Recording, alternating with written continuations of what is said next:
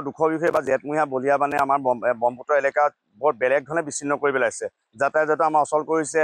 ইতিমধ্যে পানী দেখিছে, পশুধনৰ খাদ্য আমাৰ অভাৱো হৈছে, মানুহৰ খেতি বাৰী বহুত নষ্ট হৈছে। প্ৰশাসন বিষয়াসকল আহিছে, তেখেতলোকক আমি অনুৰোধ কৰিছোঁ কম সময়ৰ ভিতৰত, বেছি সময় ব্যৱহাৰ নকৰি কম সময়ৰ ভিতৰত যিবোৰ সুবিধা আমাক প্ৰয়োজন সেই সুবিধাবোৰ যাতে প্ৰদান কৰে।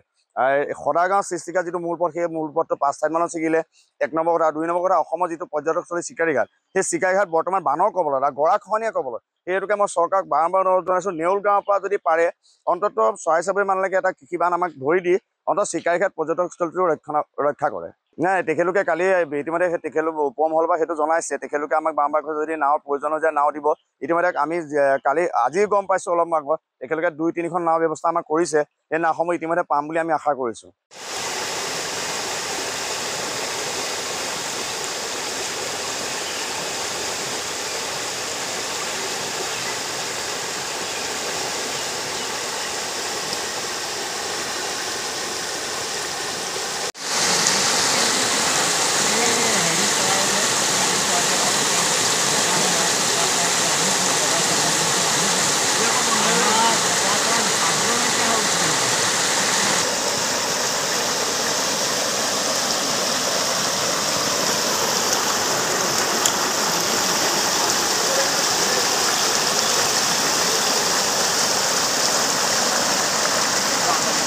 বৰ দুখৰ বিষয় বা জেঠমহীয়া বলিয়া মানে আমাৰ ব্ৰহ্মপুত্ৰ এলেকাত বৰ বেলেগ ধৰণে বিচ্ছিন্ন কৰি পেলাইছে।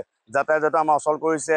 ইতিমধ্যে পানী দেখিছে, পশুধনৰ খাদ্য আমাৰ অভাৱো হৈছে, মানুহৰ খেতি বাৰী বহুত নষ্ট হৈছে। প্ৰশাসন বিষয়াসকল আহিছে, তেখেতলোকক আমি অনুৰোধ কৰিছোঁ কম সময়ৰ ভিতৰত, বেছি সময় ব্যৱহাৰ নকৰি কম সময়ৰ ভিতৰত যিবোৰ সুবিধা আমাক প্ৰয়োজন সেই সুবিধাবোৰ যাতে প্ৰদান কৰে। সদা গাঁৱৰ সৃষ্টিকা যিটো মূল পথ, সেই মূল পথটো 5 ঠাইমানত ছিগিলে। 1 নম্বৰ কথা। 2 নম্বৰ কথা, অসমৰ যিটো পৰ্যটকস্থলী চিকাৰীঘাট, সেই চিকাৰীঘাট বৰ্তমান বানৰ কবলত আৰু গৰাখহনীয়া কবলত। সেইহেতুকে মই চৰকাৰক বাৰম্বাৰ অনুৰোধ জনাইছোঁ, নেউল গাঁৱৰ পৰা যদি পাৰে অন্ততঃ চৰাই চাবৰি মানলৈকে এটা কৃষিবান আমাক ধৰি দি অন্ততঃ চিকাৰীঘাট পৰ্যটকস্থলীটো ৰক্ষা কৰে। নাই, তেখেতলোকে কালি ইতিমধ্যে তেখেতলোক উপমহলৰ পৰা সেইটো জনাইছে। তেখেতলোকে আমাক বাৰম্বাৰ যদি নাৱৰ প্ৰয়োজন হৈ যায় নাও দিব।